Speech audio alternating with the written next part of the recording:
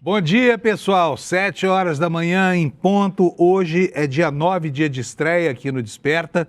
E é dia de falar um pouco mais de futebol e começar a deixar a política um pouquinho de lado para que a gente possa enxergar o mundo naquilo que ele tem de mais importante neste momento em relação a competições esportivas, né? Mas nem querendo muito falar só sobre futebol aqui nessa fase inicial do Desperta, a gente consegue. Por quê? Porque existe hoje um entrelaçamento ideológico entre todos os assuntos. Está tudo matizado por uma polarização muito deletéria, né? E o maior sintoma disso é que os Estados Unidos deportaram um árbitro somali que deveria atuar na Copa do Mundo. Seria a primeira vez que um árbitro vindo da Somália iria atuar num campeonato esportivo, mas os Estados Unidos não tiveram nenhuma piedade, mandaram embora. Não explicaram por quê e perguntados sobre o motivo da deportação, disseram, não, a admissão em território norte-americano é critério do organizador, ou seja, critério da casa. E tem muitos outros problemas acontecendo ali que são questões absolutamente entrelaçadas com a segregação racial. E aí o mundo se lembra de algo que aconteceu há muito tempo, há 90 anos exatamente, lá em Berlim, que foram aquelas Olimpíadas, né, tão marcadas pela ascensão do nazismo, que naquele momento emergia e que já constituía uma ameaça para o mundo. Foi uma competição em que a Alemanha não chegou a fazer como os Estados Unidos estão fazendo agora, ou seja, fazer uma segregação aberta. Ela, inclusive, diminuiu um pouco o preconceito com relação à participação de atletas judeus nas suas próprias competições. Mas houve, sim, muita discriminação e houve, inclusive, o uso de alguns atletas de ascendência judaica para dizer que não, que estava tudo normal. Por exemplo, tinha uma esgrimista lá, uma lutadora, uma espadachim, não me lembro o nome, mas o sobrenome é Meyer. Ela foi autorizada, ela ganhou a medalha de prata e isso acabou sendo usado como elemento de propaganda para dizer que estava tudo bem lá, que não havia discriminação contra os judeus. Mas não houve discriminação nem contra atletas, nem contra árbitros vindos de fora. Nos Estados Unidos é diferente. Por exemplo, os atletas iranianos não vão nem poder pernoitar nos Estados Unidos. Vão lá, se tiver alguma partida para jogar, jogam e tem que sair de lá na mesma noite, que é um absurdo completo, né? Só para lembrar aqui como é que terminou essa história das Olimpíadas de Berlim, lá de 1936.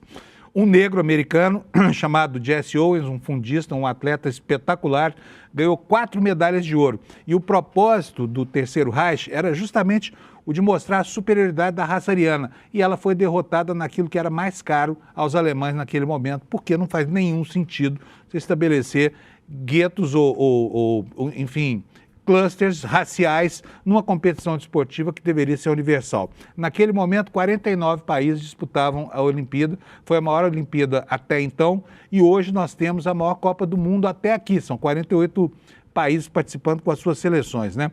Vamos ver como é que vai terminar essa história que começou muito triste. E tudo isso a gente vai falar hoje aqui no Papo de Boleiro, que é o nosso cantinho aqui para falar um pouco da Copa e das questões que circundam o futebol, mas que tem também outro tipo de insight, por exemplo, ter uma interface com a política, com a vida, com a sociedade, tá bom?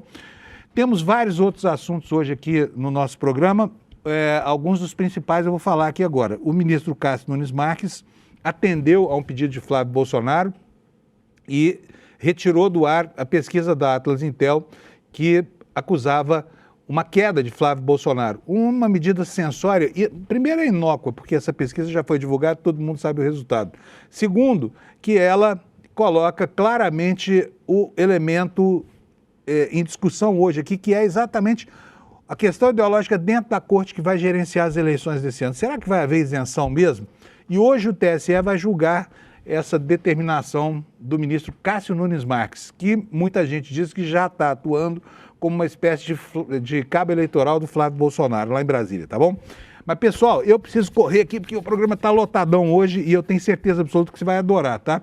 Vou abrir espaço aqui para o Papo de Boleiro daqui a pouquinho e vou começar agora apresentando para vocês a nossa meteorologia, tá? Com o Instituto Nacional de Meteorologia. Já está na tela aqui o quadro. Eu quero mostrar para vocês como é que está a previsão. Está aqui também no meu telão, olha que chique, ó.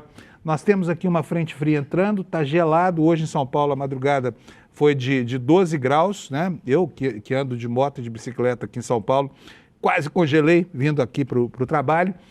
e o frio vai aumentar com a subida dessa frente fria que está lá no sul do país, tá? Vamos ver as temperaturas como é que vão ficar? Em Porto Alegre nós tivemos uma madrugada de 14 graus e vamos ter uma máxima de 19 graus Celsius. Lá em Florianópolis a temperatura chega a 23, em Curitiba ela vai a 21 e aqui em São Paulo a 27 graus. Portanto, tem calor maior nas horas mais quentes do dia, apesar da madrugada gelada.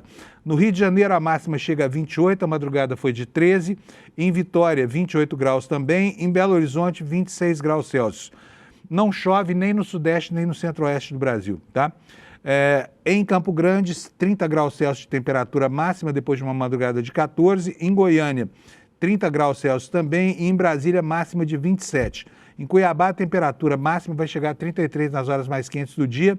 Em Porto Velho, a 34. E em Rio Branco, onde deve chover, 30 graus Celsius nas horas mais quentes. Chove também em Manaus, com 31 graus Celsius. Chove, deixa eu trazer aqui para baixo para poder enxergar aqui o gráfico, né? Cadê? Está aqui. Em Boa Vista, Roraima, onde a chuva está assustando a população, deve chover hoje também, pancadas de chuva, trovoadas isoladas com 30 graus de máxima. Em Macapá, a temperatura vai a 32 graus. Em Belém do Pará, a 33. Em Palmas do Tocantins, a máxima será de 36 graus. No Nordeste brasileiro, pode chover em São Luís, com máxima de 32. Em Teresina não chove, os termômetros vão a 35 à tarde. Em Fortaleza, 32 graus de temperatura máxima. E eu vou aqui botar o meu mapa para andar um pouquinho para cá para poder enxergar. Em Natal, a máxima será de 30, pode chover um pouquinho por lá, nada muito grave. Em João Pessoa, também pancadas isoladas com 29 graus Celsius. Em Recife, 29 graus, com possibilidade de chuva também. Em Maceió, 29 graus, chuvinha isolada. Em Aracaju, 29 graus e em Salvador, 28 graus. Essa aí é a previsão da meteorologia. Então você já sabe quais são os destaques, já sabe como é que vai estar o tempo aí na sua região. Agora vamos rodar uma vinheta novinha em folha aqui para você. Bota para rodar aí, Alex, por favor.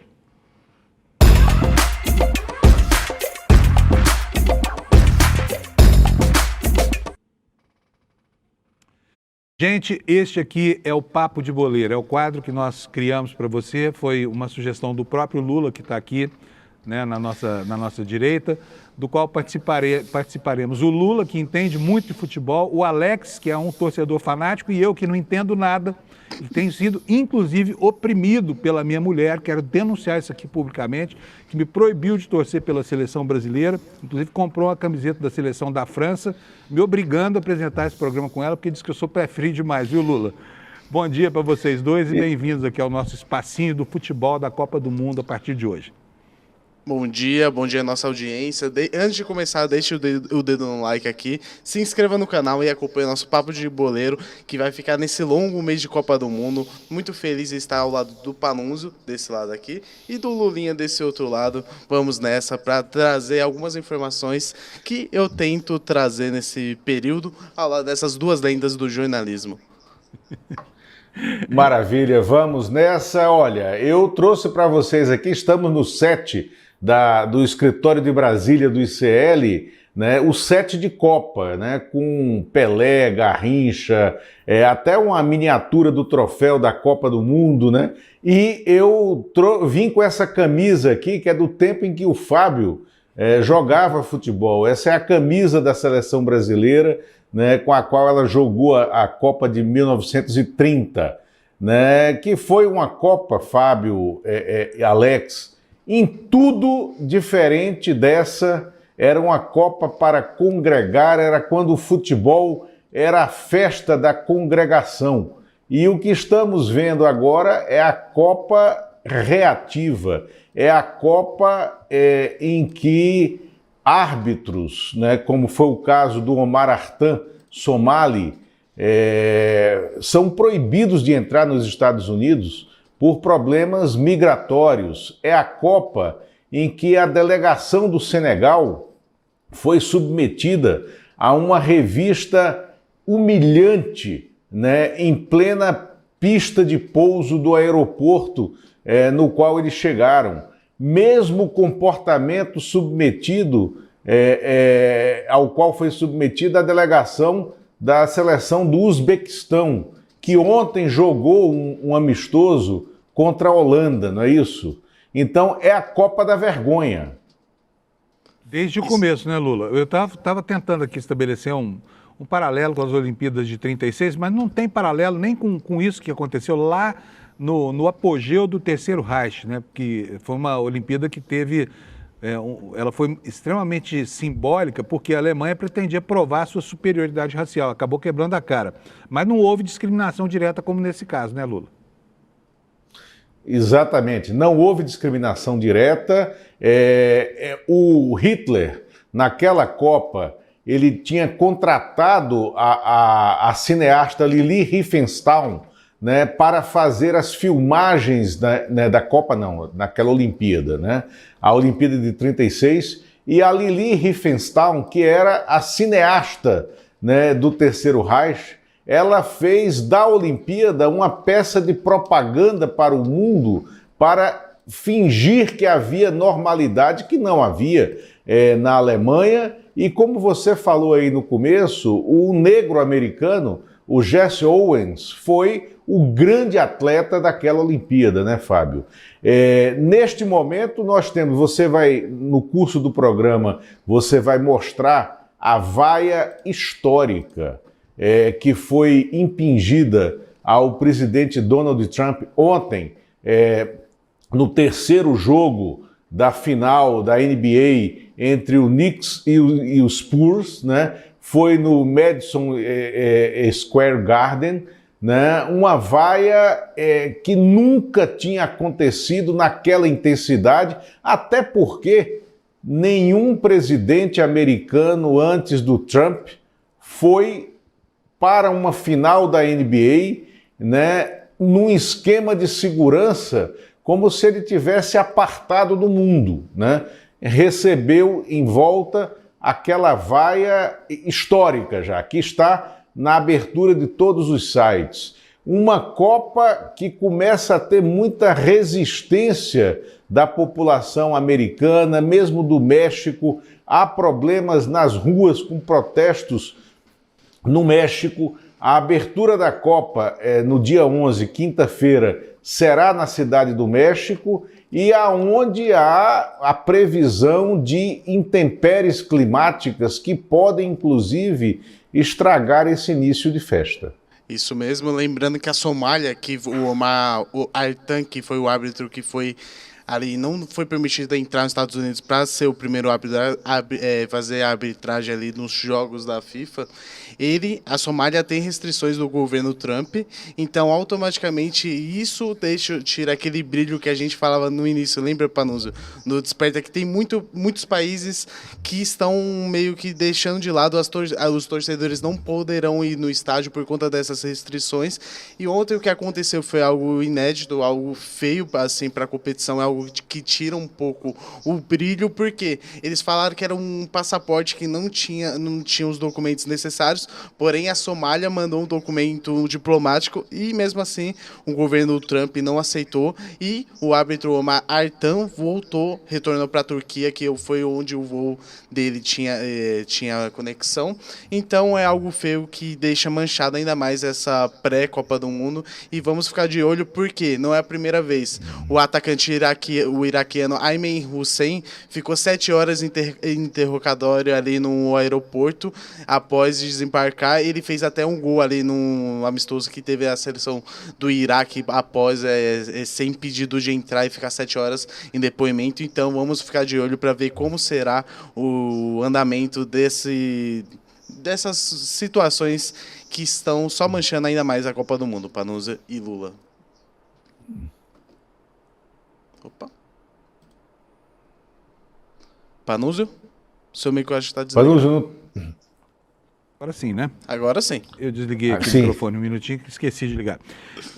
Pelo que eu tenho acompanhado na imprensa internacional, Lula e Alex, há ainda uma ameaça, né, de que o ICE vai dar plantão na porta dos estádios. Quer dizer, os estrangeiros residentes nos Estados Unidos que forem assistir os jogos estão ameaçados de serem alvo aí, de repente, de uma daquelas operações terríveis que a gente viu até muito poucas semanas atrás, né? vai ser uma coisa horrorosa isso, porque acho que não tem um precedente na história desportiva de algo tão discriminatório quanto esse tipo de campanha, não é não, Lula?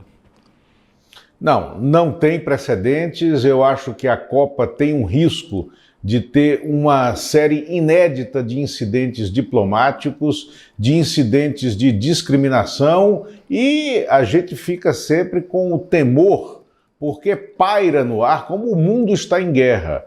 Os Estados Unidos estão em guerra, inclusive contra o Irã, né, que é uma seleção classificada, que jogará em território americano. Os 3 jogos da primeira fase do Irã são em território americano, onde eles não podem pernoitar. E, Fábio, eu não quero ser arauto do apocalipse aqui, mas sempre paira aquela bruma de temor, né, do que aconteceu em Munique, 1972, também no Olimpíada, né, que foi um atentado terrorista contra atletas israelenses e que é um trauma na história esportiva, na história do século XX e na história da humanidade, né? O que aconteceu, aquela barbaridade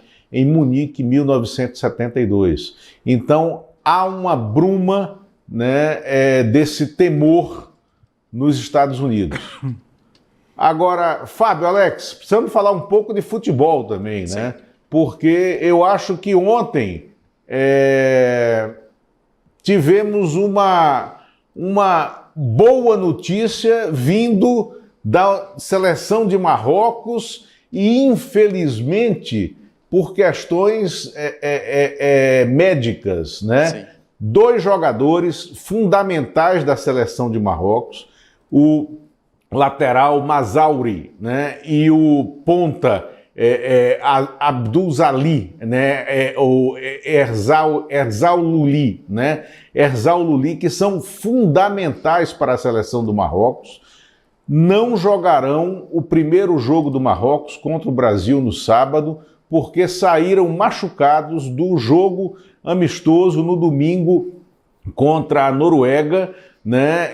E eles são peças-chave na seleção marroquina, e isso é uma boa notícia para o Brasil. Então, se Deus é brasileiro, Alá pode também estar querendo ser, né? Sim, lembrando que o lateral direito, o Mazawi, ele foi revelado pelo Ajax, passou pelo Bayern de Munique e atualmente joga pelo Manchester United.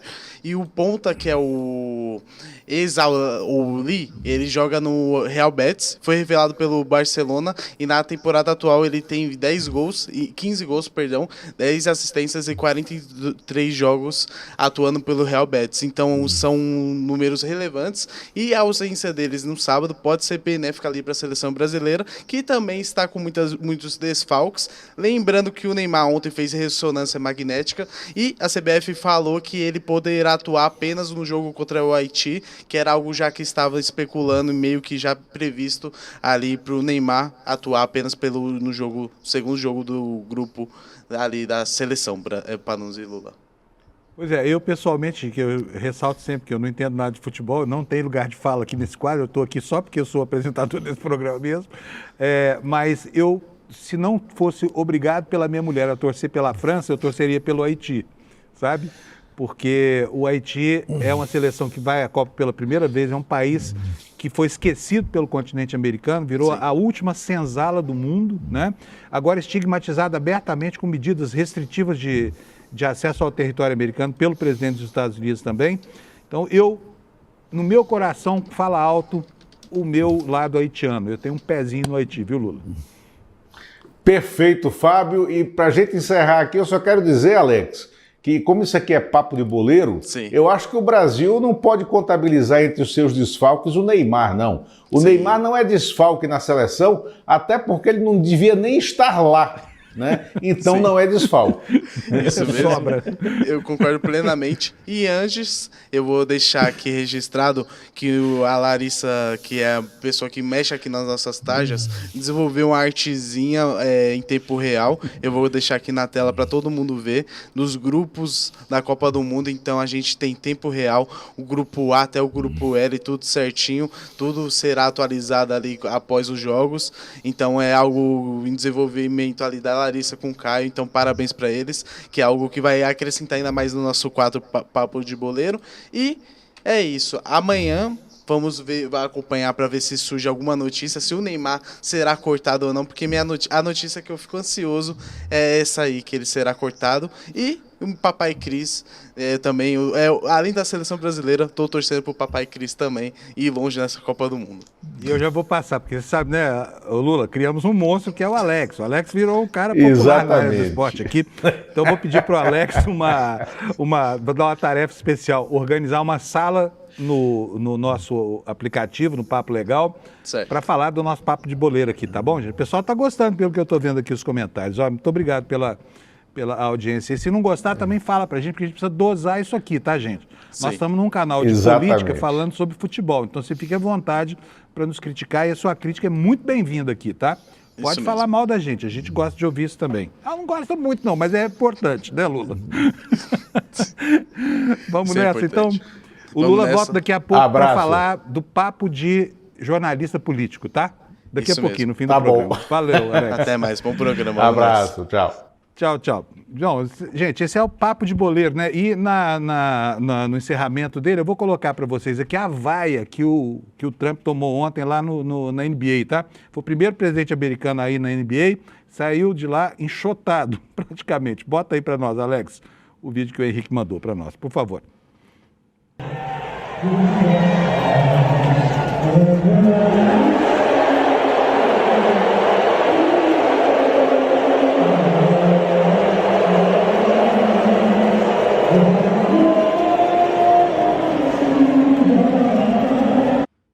Isso deve calar fundo na alma do nosso ditadorzinho, proto-ditador, né? Porque ainda não conseguiu destruir de tudo a tal democracia americana.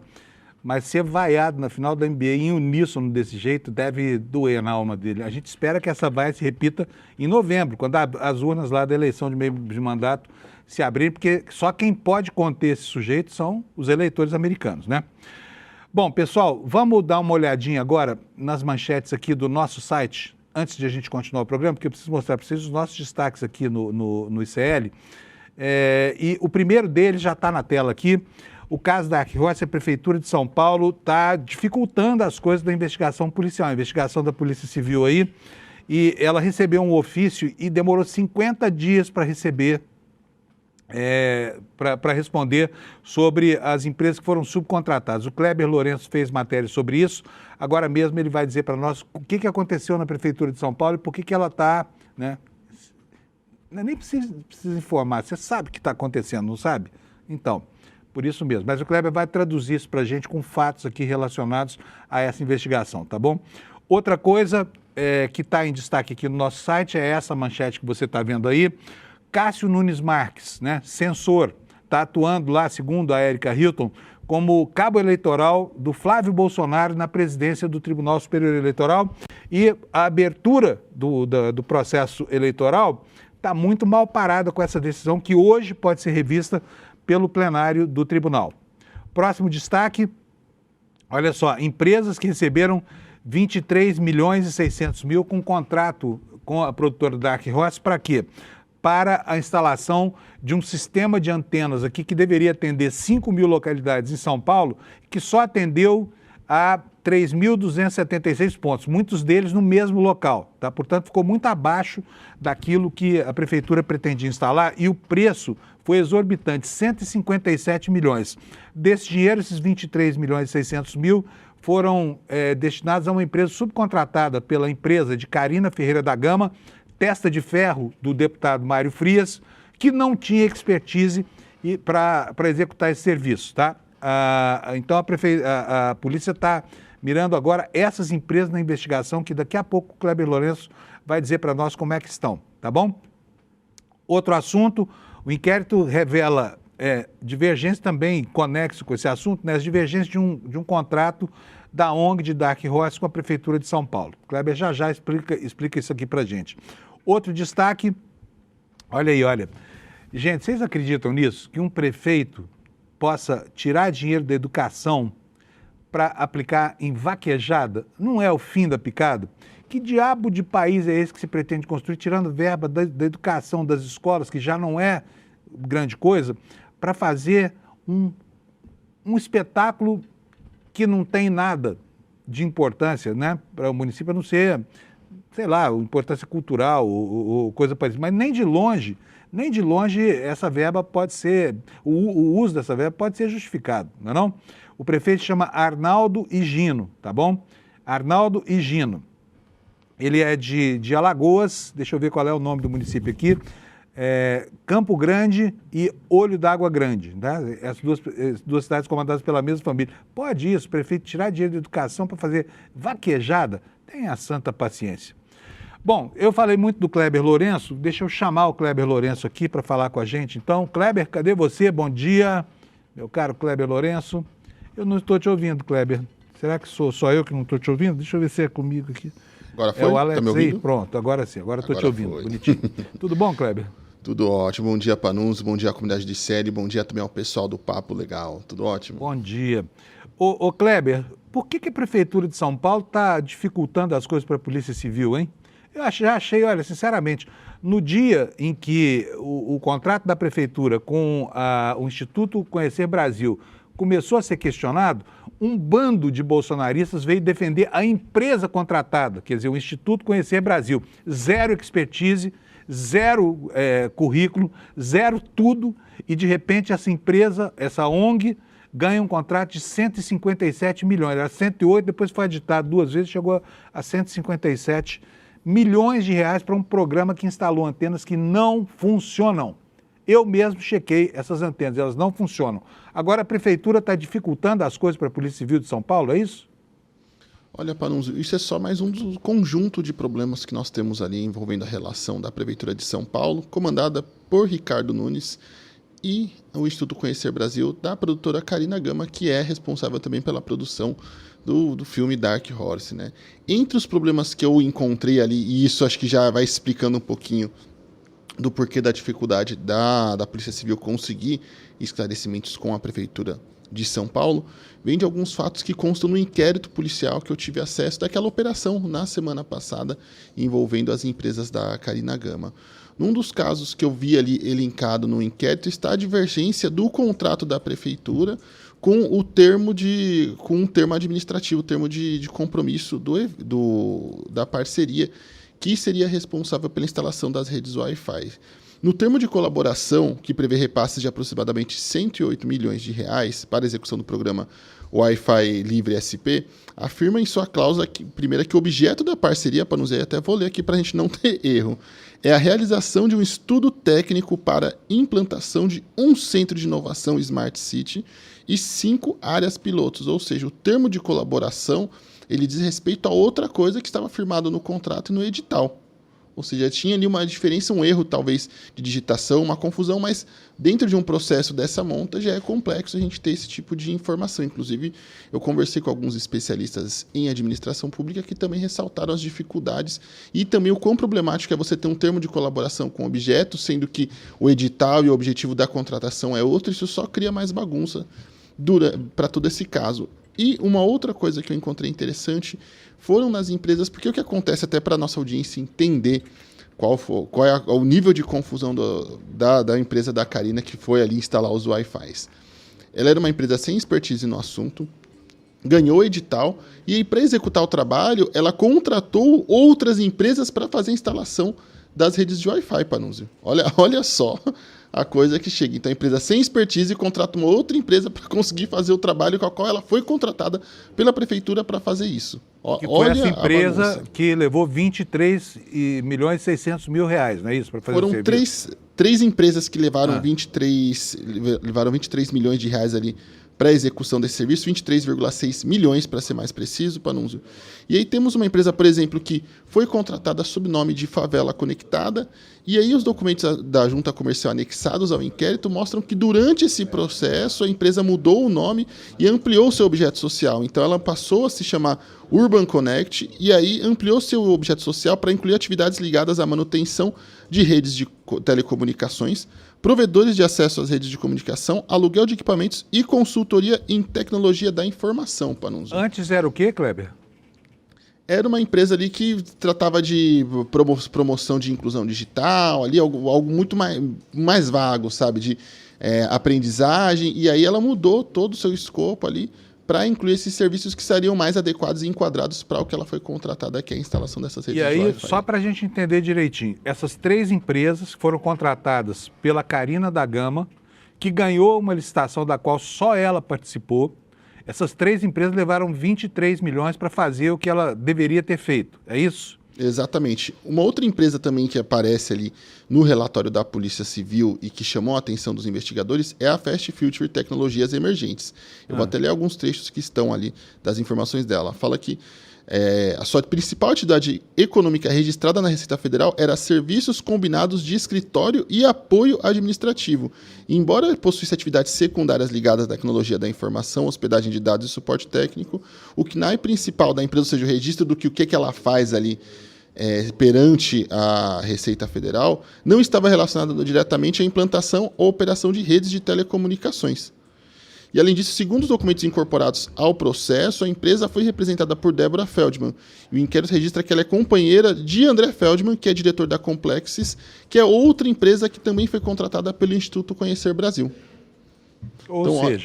olha agora, só o nível da confusão. Não é por acaso que esse sistema é uma porcaria, sabe? O prefeito de São Paulo tem a cara de pau de vir a público para defender um negócio que não funciona, que a prefeitura municipal pagou 157 milhões para essa máquina de roubar dinheiro público chamada Instituto Conhecer Brasil, e o Instituto Conhecer Brasil, por 23 milhões, ou seja, por uma fração desse dinheiro, subcontratou outras empresas que também não tinham expertise para fazer o trabalho, que mudaram a sua finalidade, mudaram o seu estatuto para poder atender juridicamente a licitação. Agora, não é de se espantar que o sistema que criaram não funciona, né, Kleber?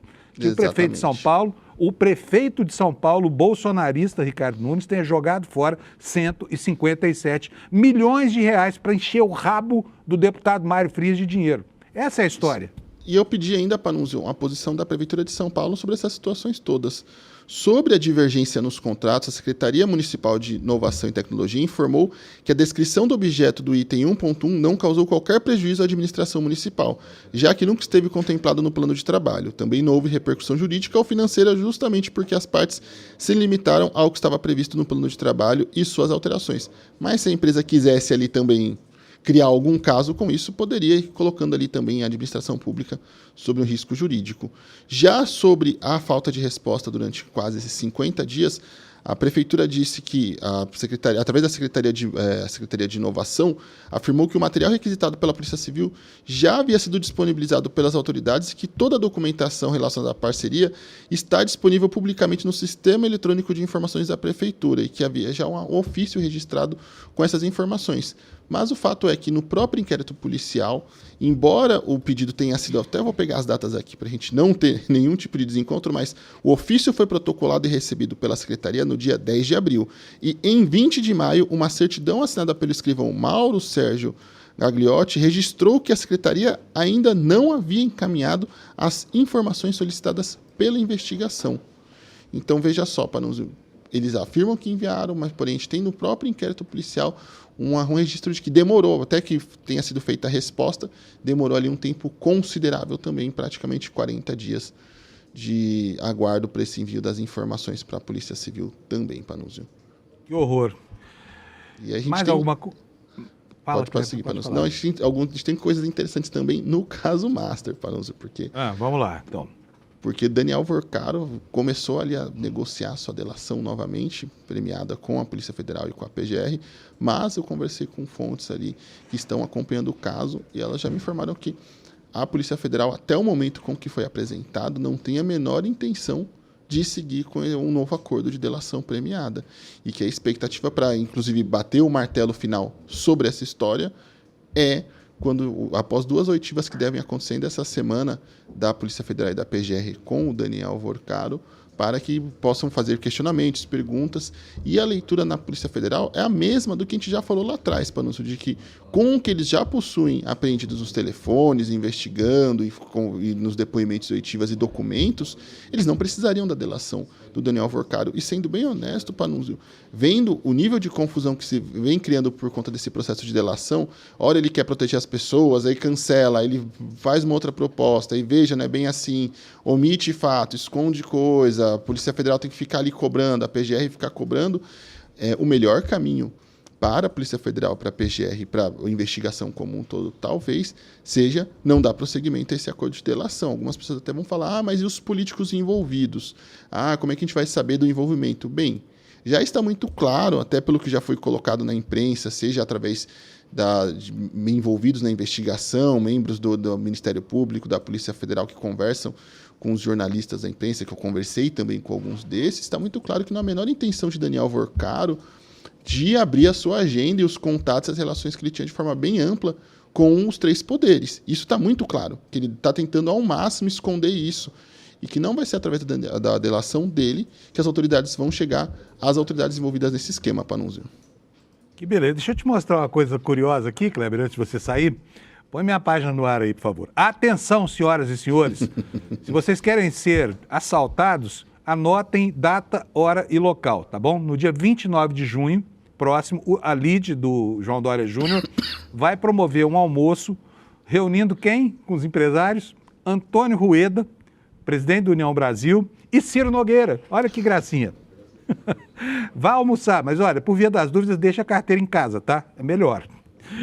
Esses nomes que são os queridinhos do empresariado. E assim, Pois todo esse pessoal ali sobre a guarida de Nunes Marques, né? Que ontem deu aquela decisão no mínimo esdrúxula, Panunzio. E aí eu só queria...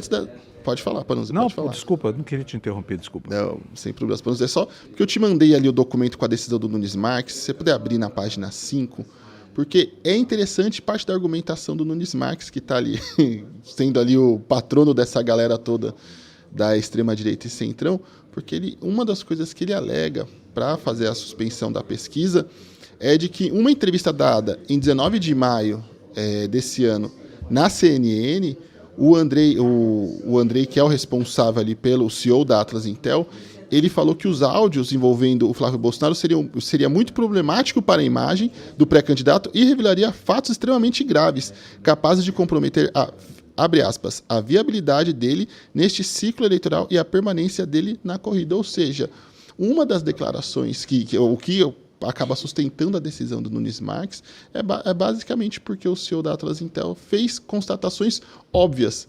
Ou seja, você ter um candidato à presidência da República flagrado em áudios pedindo dinheiro para um banqueiro condenado ali, acusado e investigado em várias ações e redes criminosas, é positivo para algum candidato, Panunzio? Você acha que isso seria bom? Até mesmo legal. Você não sendo candidato, Panunzio, você como jornalista aqui, apresentador do Desperta, seria bom para a sua imagem ser flagrado com Daniel Vorcaro? Depende para quem, né? Por exemplo, se eu fizesse isso, tirasse uma foto lá do Vorcaro, afagando ele, como fez o Ciro Nogueira, provavelmente o Ciro Nogueira acharia bom, mas duvido que mais gente do que ele achasse que isso é legal. Né? É uma loucura, Panunzio. É isso aí. Valeu, Kleber. Olha, um abração para você, obrigado, bom dia para nós, né? E vamos continuar aqui com o nosso programinha. Até a próxima, Panunzio. Tchau, tchau. Tchau, tchau. Até amanhã, Kleber. Valeu, viu? Vocês estão vendo, gente, o Kleber Lourenço, essa máquina de produzir informação aqui do ICL, está de olho nessa história da investigação da Polícia Civil, né? Muito bom, porque realmente, é uma daquelas situações em que o ministro Teori Zavascki dizia que você encontra uma pena, se puxar sempre sai uma galinha, tá? E deixa eu dar para vocês aqui a enquete, o Alex está me lembrando aqui que eu não falei da enquete hoje. Nós temos aqui hoje uma enquete sobre a maioridade penal. Por quê? Porque a Comissão de Constituição e Justiça da Câmara pode votar hoje a admissibilidade, a constitucionalidade da redução da maioridade penal. E eu gostaria muito de saber a sua opinião sobre isso, sabe? Eu gostaria de saber a opinião da nossa audiência sobre isso. Eu sei que é um assunto controverso, Por isso nós fizemos essa enquete aqui, olha. Reduzir a maioridade penal aumenta a segurança, na sua opinião, ou só vai aumentar mesmo o número de prisões? O que você acha? Você acha que isso ajuda a combater os crimes, a redução da maioridade penal? Você acha que isso vai resolver ou não vai resolver a violência? Você acha que isso pode ser aplicado dependendo do tipo de crime? Tem muita gente que acha que em caso de crimes hediondos praticados por pessoas que têm 16 anos ou mais, a redução da maioridade penal será bem-vinda. Ou falta prevenção, né? Falta prevenção. Quero conhecer a sua opinião. Você é contra, é a favor? O que você pensa sobre isso? O campo progressista tem muita dificuldade em abordar esse assunto, né? Partidos fecham questão sobre esse assunto, mas tem muita gente que, quando você conversa intimamente, vai falar que sim, que é a favor da redução da maioridade penal, porque o adolescente de hoje não é igual ao adolescente da década de 80, quando foi feita a Constituição do Brasil, né? Esse é um assunto que vai render ainda muito pano para a manga e é cláusula pétrea nas discussões da direita brasileira. O Flávio Bolsonaro já falou que, se depender dele, no dia seguinte, se ele for eleito presidente da República, já vai com essa história toda aqui. Eu, particularmente, acho que isso não vai resolver a criminalidade. Não vai resolver a criminalidade. Vai colocar mais gente na cadeia. Não sei se o adolescente de hoje é igual ou não é igual ao adolescente de 1988, o ano da Constituição.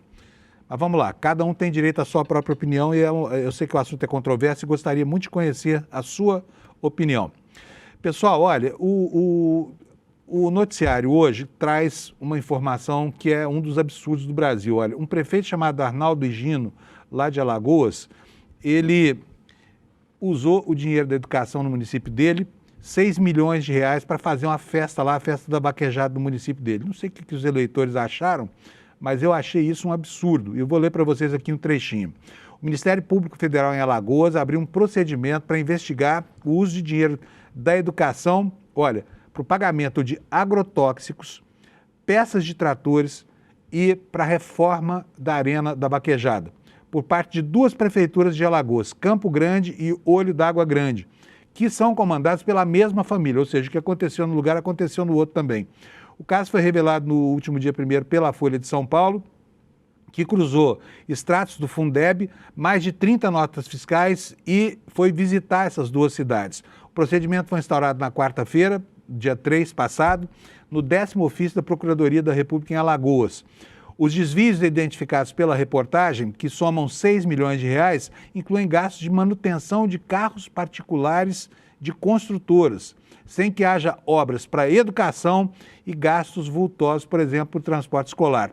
Nessas cidades, no entanto, ônibus circulam em situação precária, escolas não têm infraestrutura e os professores recebem uma remuneração 50% abaixo do piso nacional, que é subsidiado pelo governo federal por meio do Fundeb, preciso lembrar, né? E aqui a reportagem da Folha Press esclarece que o Fundeb é o principal mecanismo de financiamento da educação básica, que inclui verbas de impostos estaduais e municipais, e aqui a complementação federal. A família do político, chama Arnaldo Higino, controla esses dois municípios. O sobrinho Theo Higino, do PSB, é prefeito pelo segundo mandato de Campo Grande e a mulher de Arnaldo, Suzy Higino, governa Olho d'Água Grande, também pelo segundo mandato. Que família poderosa, hein? Marido numa cidade, município da... Como é que será que resolve o domicílio eleitoral desse casal, hein? Estranho, né? Bom, vamos lá. Com relação à dinheirama do Vorcaro, espalhada aí a rodo, né? Por políticos que são muito benevolentes, foram muito benevolentes, provavelmente por razões, digamos, espirituais, né? de empatia com o Vorcaro, encheram os bancos do Vorcaro de dinheiro da Previdência e de outras aplicações. E temos aqui hoje no nosso site essa manchete que você vai ver agora aí. O governo do Rio quer recuperar 1 bilhão e 400 milhões de reais que aplicou no Banco Master, né? Também matéria da Folha Press, dizendo que o desembargador Ricardo Couto, que é o governador em exercício do Rio de Janeiro, afirmou nessa segunda-feira que o Estado quer recuperar 1 bilhão e 400 milhões que foram dados de presente a esse banqueiro vigarista chamado Daniel Vorcaro. Depois de se reunir com o ministro da Fazenda, Dario Durigan, o desembargador disse que o governo estadual empreende todos os esforços possíveis para recuperar parte do montante aportado, principalmente por meio de ações judiciais. O aporte dos recursos do Master é investigado pela Polícia Federal no âmbito da Operação Compliance Zero. E no fim de maio, o ex-governador Cláudio Castro, do PL, foi alvo de busca e apreensão justamente por causa dessa generosidade, dessa empatia, né? E dessa relação estranha que fazia com que a cada vez que ele se reunia com esse banqueiro, pingasse um monte de dinheiro na conta dos investimentos do Banco do Vorcaro, tá bom? Bom, vou chamar o Lula de volta. Agora a gente vai falar um pouquinho mais sobre a decisão que causou ontem alaridos em Brasília. Lula, bom dia de novo, meu caro. Agora essa é a encarnação do Lula vocacionada para a política, escondeu a camisa da seleção de quando eu jogava futebol. Exatamente. Tudo bem, Lula? Pois é, Fábio, tudo bem, bom dia. Estou aqui, nesse complexo de estúdios do ICL em Brasília, aí migrei para o estúdio de política agora. Mas como não estava combinado, né, que eu participaria da parte de política, eu vou manter esse agasalho aqui, que é do meu lado esportivo. Né? Muito bom. Eu fico muito feliz com isso. Fui eu que falei, Lula, já que você está por aí, fica aí mesmo. Preciso muito de você aqui para orientar a gente aqui, porque o Lula é nosso patrimônio das segundas, quartas e sextas. Só que eu sempre atrapalho a escala dele e chamo ele para participar extraordinariamente quando tem alguma coisa importante. E hoje nós sempre temos... às ordens. Lula, eu admiro muito a sua disposição, viu? Eu agradeço também. Agora, nós temos hoje um assunto super polêmico. A campanha abre, né, com uma decisão muito polêmica do ministro Cássio Nunes Marques, que censurou uma pesquisa do Atlas Intel, porque o Flávio Bolsonaro reclamou que foi exibido um vídeo no final do questionário que induziu o entrevistado a dar uma resposta desfavorável a ele. Esse é o que diz o Flávio Bolsonaro e é o que aceitou o ministro Nunes Marques, que censurou a pesquisa. Pergunto, Lula, o ministro Nunes Marques está certo ou, como diz a Érica Hilton, apenas aparece o cabo eleitoral do Flávio Bolsonaro que vai presidir as eleições desse ano? Fábio, o TSE tem a chance hoje à noite, na sessão deles, né, de corrigir esse erro, essa intromissão do presidente do tribunal, Cássio Nunes Marques, no processo eleitoral. Né? Nós temos muito claro, muito vivo na memória a participação democrática, a participação alvissareira, né, do TSE no processo eleitoral de 2022, quando o presidente do TSE à época, o ministro Alexandre de Moraes, foi fundamental para que as barreiras de contenção dos arreganhos antidemocráticos do bolsonarismo, da extrema-direita, não avançassem, né, porque o que eles queriam era melar todo o processo. Nesse caso específico, o ministro Cássio Nunes tomou duas medidas muito polêmicas e que podem conturbar toda a eleição. Na semana passada, ele se colocou como ministro responsável pela propaganda eleitoral, que era algo que historicamente era designado para ministros que vêm do 5º Constitucional da OAB e, nesse caso da eleição de 2026, já estava determinado que a ministra que cuidaria da propaganda eleitoral é a ministra Estela Aranha, né? Que foi assessora do ministro Flávio Dino no Ministério da Justiça e se tornou, há alguns meses, o ano passado, ministra efetiva do TSE. Mas o Cássio Nunes trouxe para o gabinete dele essa determinação, colocou o ministro André Mendonça, que é vice-presidente do TSE, como também ministro da propaganda eleitoral e quando foi ontem, ele avoca para o seu gabinete essa ação que foi impetrada contra a pesquisa Atlas Intel, né, pelo PL do Flávio Bolsonaro e dá essa decisão liminar, suspendendo a pesquisa, mandando que a Atlas Intel retire de todos os seus perfis os dados da pesquisa que mostravam o Flávio Bolsonaro despencando nas intenções de voto depois da revelação da relação íntima, financeira e de amizade dele com o Daniel Vorcaro. Essa intromissão é muito perigosa, né? Num ano de eleição como 2026 e de uma eleição tão polarizada, num ambiente político tão polarizado como nós temos aqui, e o TSE, na pessoa do seu presidente, toma uma medida que é anti-ciência.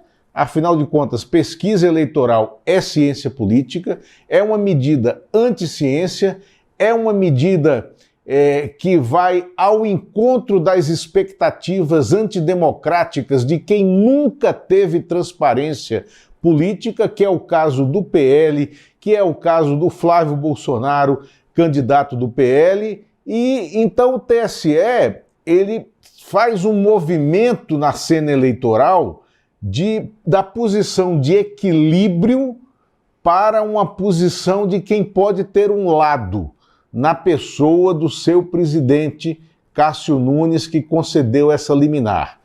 Então, hoje à noite, o plenário do tribunal pode corrigir esse posicionamento e nos tirar desse corner institucional em razão dessa medida do Cássio Nunes. Pois é, foi muito ruim esse episódio, porque coloca em questão, né, a lisura da justiça eleitoral, que já foi tão questionada pelos bolsonaristas em eleições passadas, né, Lula? Sabe, assim, e outra coisa, o Tribunal Superior Eleitoral, que durante a presidência da ministra Carmen Lúcia teve uma atuação muito discreta, ainda assim ficou devendo para a opinião pública brasileira. Nós vimos o que aconteceu, por exemplo, com o Denário e com o Cláudio Castro, lá no Rio de Janeiro. Né? São processos muito antigos que o TSE não conseguiu julgar em tempo hábil, permitindo a esses vigaristas terminar o governo praticamente incólumes, né? Que é o que tem acontecido ultimamente. E aí sempre vem, mas para que serve a justiça eleitoral? Só que uma atuação parcial do presidente do tribunal é uma abertura muito ruim para alguém que está numa situação de vidraça como está o TSE, né, Lula? Exatamente, esse é o risco e por isso se fala no risco de conturbação do processo. Muito bom. Lula, olha, super obrigado. Eu adorei. Vou aproveitar bastante você e todos esses dias do nosso Papo de Boleiro durante a Copa do Mundo para a gente bater um papinho sobre política aqui, tá bom? Maravilha, Fábio. Estou às ordens. Um abração para você. Obrigado, eu. Bom, eu falei sobre esse julgamento, Lula já falou, acho que você já está muito bem informado sobre isso, eu vou dar andamento aqui a outras informações do dia, tá bom? Um assunto que está aí nas redes sociais gerando muita confusão, porque tem ataques de negacionistas históricos, né, que estavam aí no armário esperando a oportunidade de sair, foi a determinação da Anvisa para que pare de ser aplicada a vacinação contra a dengue com a vacina produzida pelo Instituto Butantan, porque há 2 mortes suspeitas e aí a Anvisa adotou a posição de cautela, que é uma posição muito justa em face, né, de ponderar os riscos desse medicamento. Vou ler para vocês aqui as reportagens que estão hoje nos jornais, começando por essa matéria do UOL que você está vendo aí agora na sua tela, tá bom? Que dá conta da reação no Ministério da Saúde. Eu vou dizer aqui para vocês o seguinte, que o desenvolvimento de qualquer medicamento passa por vários processos, né? E qualquer sinal de uma anomalia que é detectado justifica, sim, essa medida de cautela. Vamos lá para, enfim, saber como é que se deu institucionalmente essa história toda. O Ministério da Saúde, segundo o UOL, anunciou a paralisação temporária da aplicação da vacina do Butantan contra a dengue. Por quê? Olha, foram registrados 42 episódios de reações mais severas.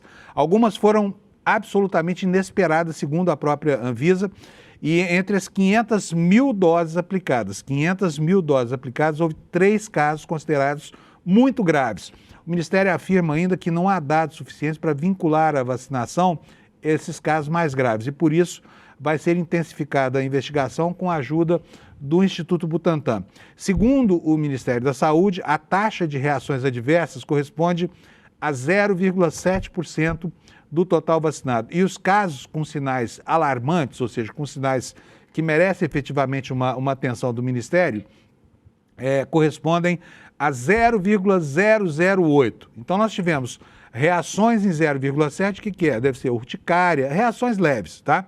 E nós tivemos reações severas em 0,008%. Olha, é um número muito pequeno em relação ao total das vacinas, tá? Essas pessoas que correspondem a 0,08% desenvolveram sintomas parecidos com o da dengue, tá? Então, a vacina pode ter, ao invés de atenuado, pode ter provocado a doença. 2 dos 3 casos graves investigados levaram à morte. Segundo o Ministério, uma mulher de 48 anos morreu porque desenvolveu dengue grave com comprometimento neurológico, com uma meningoencefalite, 19 dias depois que foi vacinado. O outro óbito foi de um homem de 58 anos que apresentou um quadro febril 5 dias depois de receber a dose e evoluiu rapidamente para dengue grave com choque refratário. Não sei o que é isso. As 2 mortes aconteceram entre março e abril. O terceiro caso envolveu uma mulher, 39 anos, que precisou de atendimento em UTI. Ela apresentou febre, dor muscular e náusea 6 dias depois da vacinação, evoluindo então para uma dengue grave com choque. A paciente já recebeu alta, felizmente. Os vacinados recentemente devem ser monitorados pelos próximos dias. Quem tiver tomado esse imunizante nos últimos... Atenção, se você tomou o imunizante do Butantan há 21 dias ou menos, então você deve acompanhar a evolução do seu quadro, tá?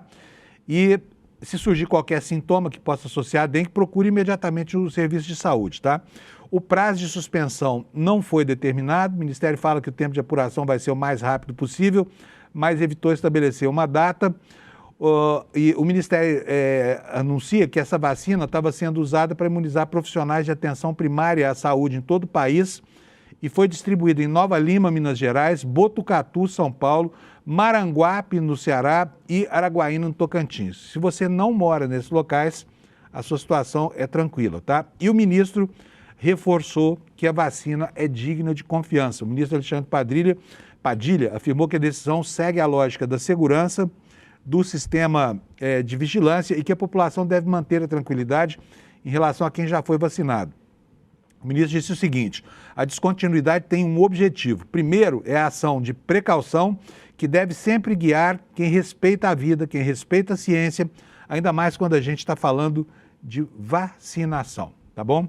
Então, essa medida é uma medida de cautela, é uma medida correta e não deve alarmar ninguém. São 0,008% das pessoas que desenvolvem alguma reação potencialmente grave que ainda não se sabe se está associada à vacina ou se não está associada à vacina. Então, a decisão é correta. Que isso não sirva de argumento para os negacionistas com relação a alimentar uma campanha de desconfiança em relação a todas as vacinas, porque isso seria outra perversidade, né, como aquela que já causou 711 mil mortes na pandemia da Covid, tá bom? Pessoal, estamos encerrando o jornal, já vem aí o N1 para complementar as informações que estão nas manchetes hoje.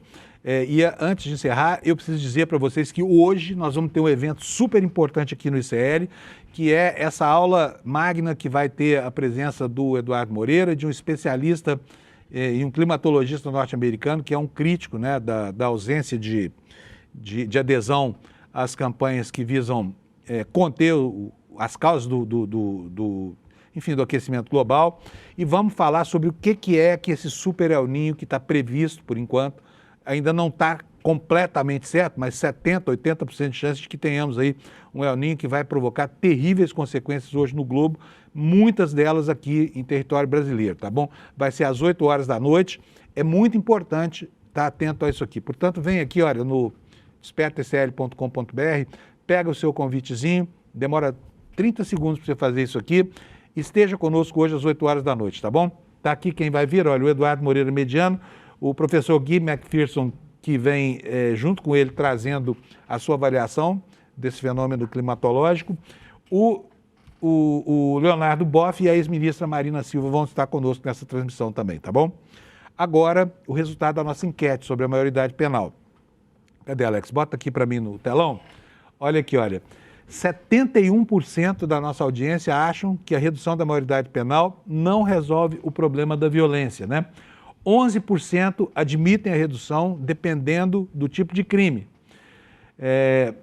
Ajuda a combater os crimes, só 3% acreditam na eficiência da redução da maioridade penal no combate à criminalidade, né?